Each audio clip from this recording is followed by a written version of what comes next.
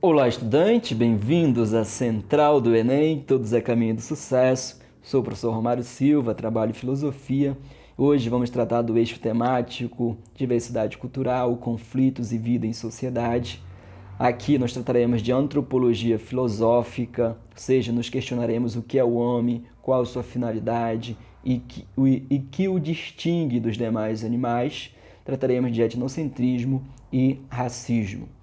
Para Platão, a essência do homem é a sua alma racional, que está presa em um corpo, passando por um processo de expiação, de purificação, porque para Platão, a essência racional do homem não pertence a este mundo sensível, mas ao mundo inteligível, ao mundo das formas, onde o homem contemplou a verdade, o sumo bem, e somente porque o homem por um descuido do cocheiro, a essência humana, a alma racional, por um descuido do cocheiro, caiu aqui, o homem está condenado a passar por esse processo de expiação, de purificação, que pode durar 10.000 anos ou apenas 3.000 anos através da ascese filosófica, da prática da filosofia. Portanto, para Platão, o homem só é capaz de conhecer porque habitou o mundo inteligível, ou seja, porque o conhecimento em Platão é anamnese, é reminiscência, é recordação daquilo que você já contemplou no mundo inteligível, e a finalidade da vida humana é retornar ao mundo das ideias. Você não é um ser desse mundo e deve retornar à sua origem.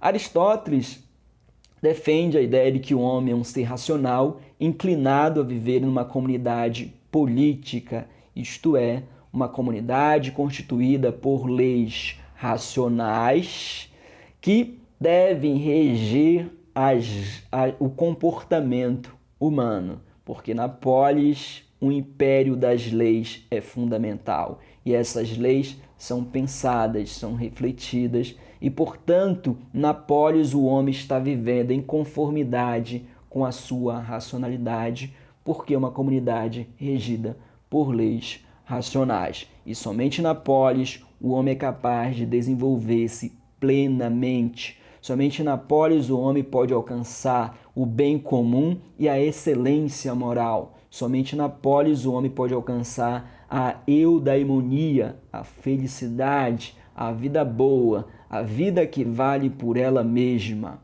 A polis é uma comunidade política regida por leis, uma comunidade autossuficiente, segundo Aristóteles, o que significa dizer que a polis é uma comunidade autossuficiente?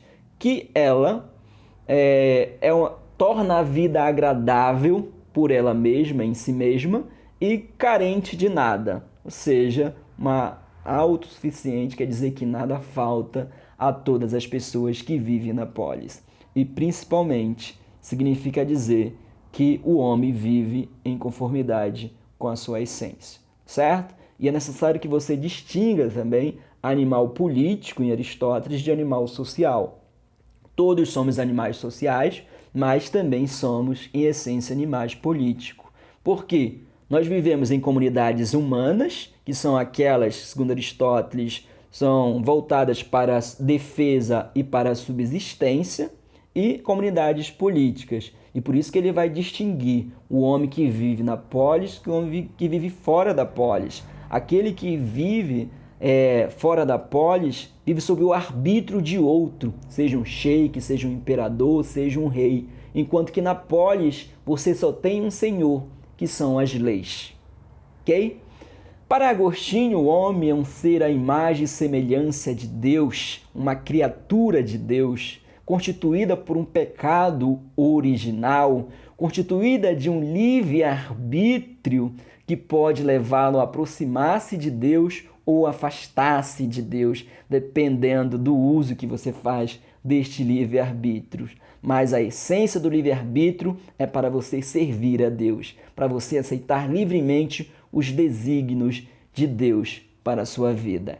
O homem, segundo Agostinho, é um ser destinado à salvação ou à danação. O que é a danação? É, no caso, a condenação ao inferno.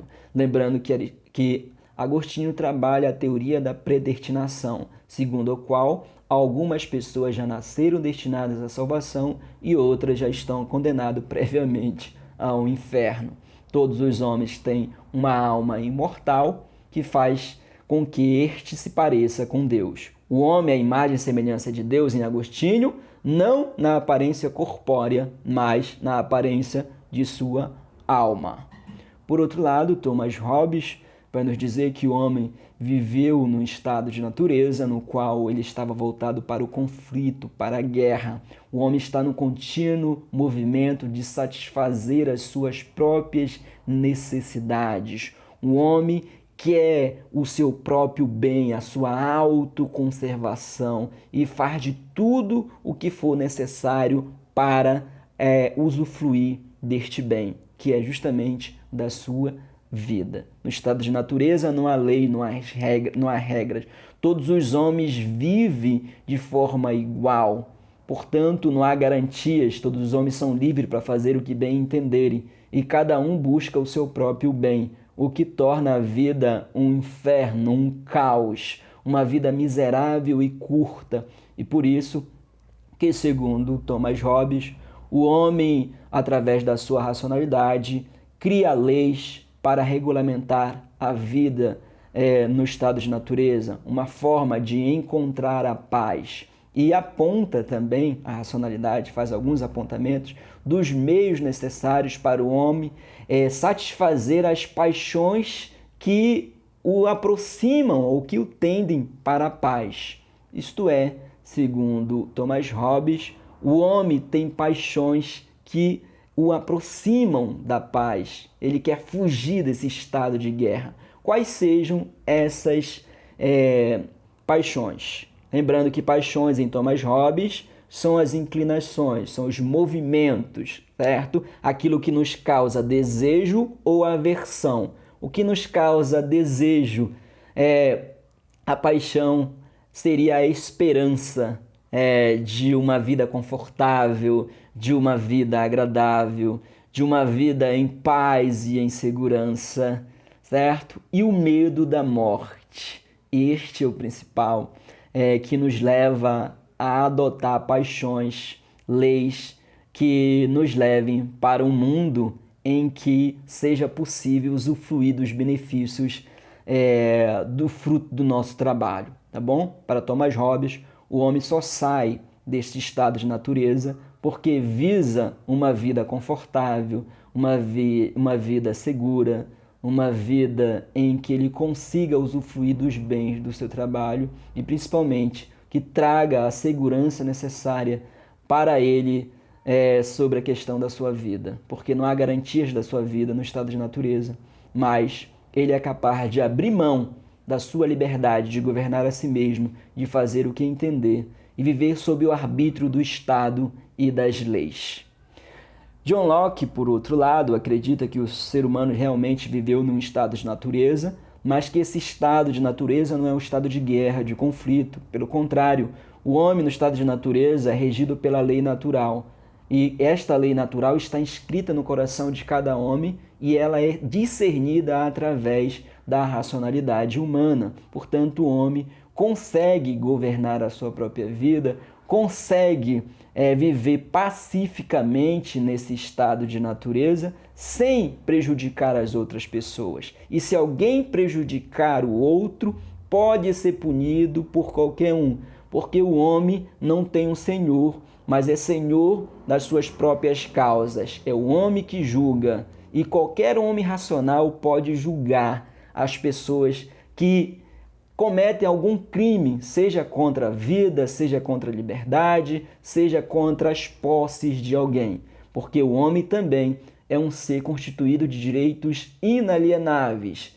É o direito à propriedade privada, o direito à liberdade, o direito à vida, o direito a bens, o direito à herança, certo? Ou seja, para John Locke, o homem então é este ser pacífico que vive em um estado de natureza regido pela lei natural, que é senhor nas suas próprias causas, mas que, infelizmente, vai cometendo alguns erros ao longo do tempo justamente por conta da acumulação da propriedade privada, principalmente com o surgimento do dinheiro, da moeda, os homens acabam entrando em conflito, porque existem homens laboriosos, ou seja, homens que gostam de trabalhar, porque a propriedade é definida no estado de natureza através do fruto do trabalho, e também homens preguiçosos, que infelizmente não gostam de trabalhar. Isso gera um estado de guerra, de conflito, e assim como Hobbes, ele oferece à sociedade civil, à sociedade política, como solução para os conflitos do estado de natureza. Por outro lado, nós temos Jean-Jacques Rousseau, que acredita que o homem é um ser pacífico, um ser ingênuo, um ser livre, que vive isolado nos bosques, que vive dos frutos da terra, dos frutos da natureza, que é um ser livre porque não tem muitas necessidades, cuja única necessidade é a autopreservação.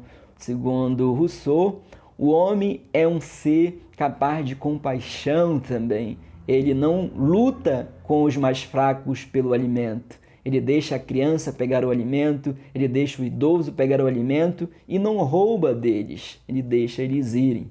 Ele não entra nesse conflito. É um ser que exercita a piedade, a compaixão, segundo o Jean-Jacques Rousseau. O homem é um ser que se distingue dos demais animais pela preocupação com aquilo que ainda não aconteceu. O homem se preocupa com a velhice, com os desastres naturais, se preocupa com problemas que ainda não aconteceram.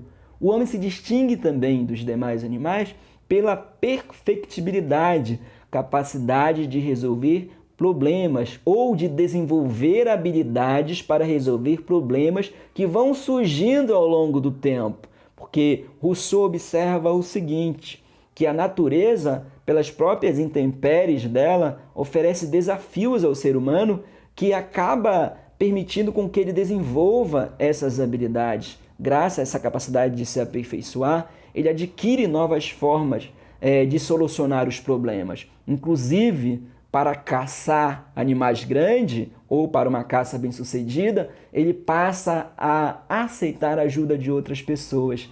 E nisso ele vai formando comunidades, seja para proteção ou para a caça, e vai levando o homem, através da perfectibilidade, à construção de abrigos, depois a revolução da agricultura, da metalurgia, da ciência e, enfim, o homem entra na sociedade justamente através dessa capacidade de se aperfeiçoar e resolver os problemas, certo?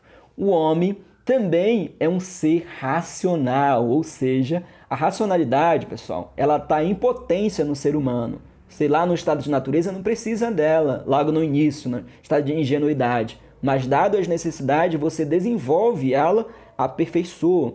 E através dela você pode julgar, analisar as situações, problemas, pode escolher o que fazer, certo? Então, um fator que distingue os seres humanos dos demais animais. Outro fator importante para o ser humano é a sua liberdade. A liberdade em Rousseau em relação ao homem, no estado inicial, é uma liberdade, uma independência em relação às pessoas. Você não precisa do outro enquanto você está ali no bosque. A sua companhia basta para você, certo? E também é uma liberdade no sentido de você superar os instintos de mera sobrevivência, os impulsos biológicos, porque quando você escolhe não atacar uma criança, não pegar o alimento dela, você fez uma escolha, digamos, em que superou a animalidade, um mero instinto. De outro modo, já na sociedade, a liberdade se manifesta de duas maneiras. Nós temos uma liberdade moral, que seria aquela liberdade de consciência, capacidade de julgar e analisar o certo e o errado, o justo e o injusto, a consequência das ações da sua relação para com os outros na sociedade.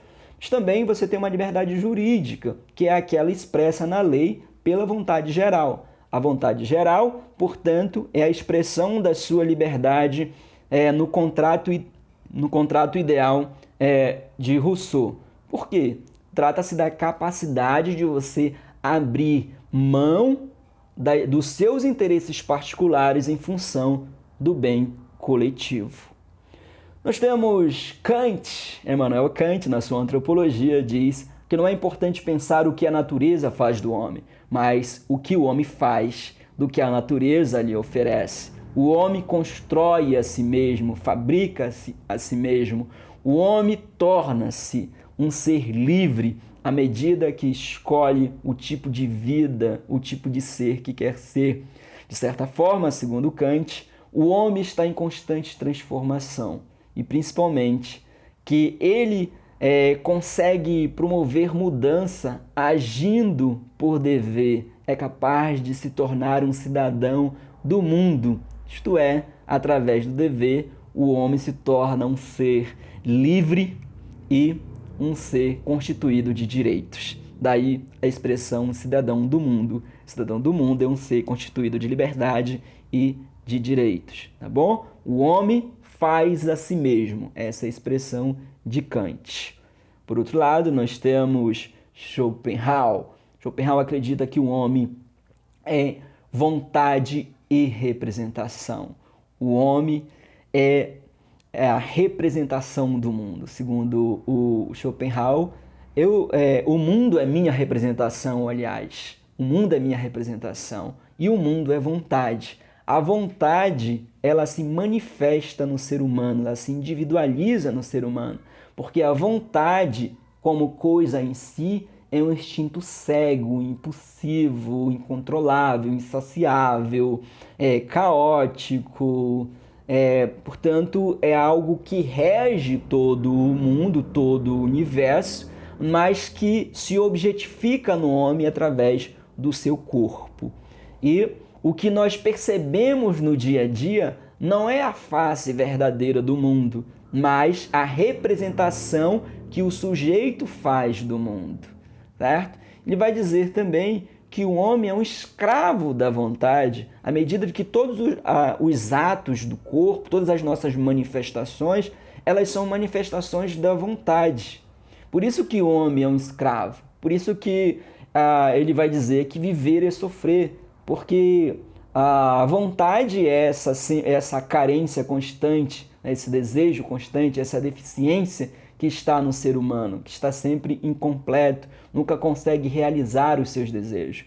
Tanto é que Freud vai ser influenciado por essa ideia e vai chamar essa vontade de id, que é esse instinto, que é a parte incontrolável do inconsciente. Portanto, a vontade se manifesta em nós, segundo Schopenhauer, como vontade de viver e acaba nos levando exatamente para esse sofrimento, para este estado de angústia, certo? Por isso que viver é sofrer. Mas ele oferece ao ser humano uma possibilidade de se livrar dessa vontade, deste instinto insaciável, desse desejo insaciável, ou pelo menos minimizar e mitigar a interferência da vontade no ser humano. E ele oferece isso através da contemplação artística, principalmente através da música. A música te faz esquecer os desejos, né? Os seus interesses aqui e agora. Ela te leva para um estado de êxtase. Por outro lado, o amor ao próximo, a prática da caridade, a alteridade. Porque quando você enxerga o sofrimento do outro, você deixa de ver os seus desejos, os seus interesses. Você passa a se sentir responsável pelo sofrimento alheio, daí a alteridade. Você passa a querer cuidar do outro. Isso também é uma forma de você mitigar, minimizar o impacto da vontade na sua vida. De outro lado, a ascese filosófica seria a prática mais contundente, uma forma de aniquilar a vontade. Ele não deixa muito claro sobre essa questão da ascese, mas ele dá como exemplo os monges, né, esses gurus, a galera que vive da meditação e reduz ao máximo a vontade de viver, ou seja, ao máximo os desejos, as necessidades, reduz aquilo mesmo, só o que nos permite viver, só se nós deixássemos por exemplo, de comer, iríamos morrer. Então, come só o necessário, entende? Ou seja, dispensa todas as outras coisas, só usa o que é necessário para a sua vida. Também nós temos Friedrich Wilhelm Nietzsche. Nietzsche acredita que o ser humano um somatório unitário de experiências. Você é um ser a ser definido. Você não está pronto e acabado. O que existe de extraordinário no ser humano é ele ser uma ponte e não a meta. Ou seja, ele é uma ponte, uma corda estendida entre o animal e o super-homem, ou o além do homem, dependendo da tradução, ao Übermensch. Depende, segundo Nietzsche, que o que há de grandioso no homem é exatamente ele ser essa ponte. Esse momento de transição, de ocaso, de contínuo deslocamento de sentido, de não estar fechado. O homem, para Nietzsche, está em contínua evolução. O homem não é a meta, ele é apenas uma transição, porque a meta é o super-homem, o além do homem. Portanto, para Nietzsche, o homem passa pela fase ali da antiguidade, que o homem valoriza a virilidade, a moral dos senhores ali, o homem valoriza a potência, a vontade de viver. E por outro lado, ele passa também pelo período da filosofia socrático-platônica, em que o homem é controlado pela razão, em que todos os instintos, tudo que é de extravagante, dionisíaco é deixado de lado, as nossas paixões, os nossos desejos, aquilo que faz uma vida ser de fato demasiadamente humana, uma vida imanente a essa terra, é deixada de lado e passa a recomendar que o homem controle a sua vida através da razão. E isso se agrava com a cosmovisão, com a mentalidade judaico-cristã, que passa a considerar essa vida apenas uma passagem, certo? Ou seja, esse momento de viver aqui não é importante. O importante é a vida eterna. Negue esta vida e você alcançará a vida eterna. Pense nas coisas boas que você viverá no paraíso. Não pense nesta vida. Se esta vida está te fazendo sofrer, não esqueça, o melhor está por vir. E isso é uma fase, é uma unidade de todas as experiências do homem. O homem não pode deixar de ter essas vivências, porque são legais. É o que fazem dele o que ele é, um ser em transformação e modificação que passa por múltiplas experiências ao longo da sua existência. E por fim nós temos a parte do niilismo e da transvalorização de todos os valores, porque nós passamos pelo processo do niilismo, da negação, que pode ser um niilismo negativo, né? Nada mais faz sentido, descobrimos que Deus está morto na perspectiva nietzschiana e que tudo não faz sentido, todos os valores que nós pensávamos ser eternos, na verdade descobrimos que são humanos e demasiadamente humanos e acabamos por perder todo o tesão pela vida. Então, mas esse niilismo pode ser um niilismo também ativo, um niilismo criador, que é o momento da transvalorização de todos os valores, que é representado ali pelo Zaratustra, um homem que cria valores, um homem que observa uma vida imanente, uma vida, aliás, valores que valorizam a nossa existência aqui na Terra. Então, o homem é este ser em evolução. E é uma perspectiva otimista, porque o homem passa a ser um ser criativo, um ser criador, um ser que alimenta a sua vontade de viver. São valores que potencialize, que eleve essa existência.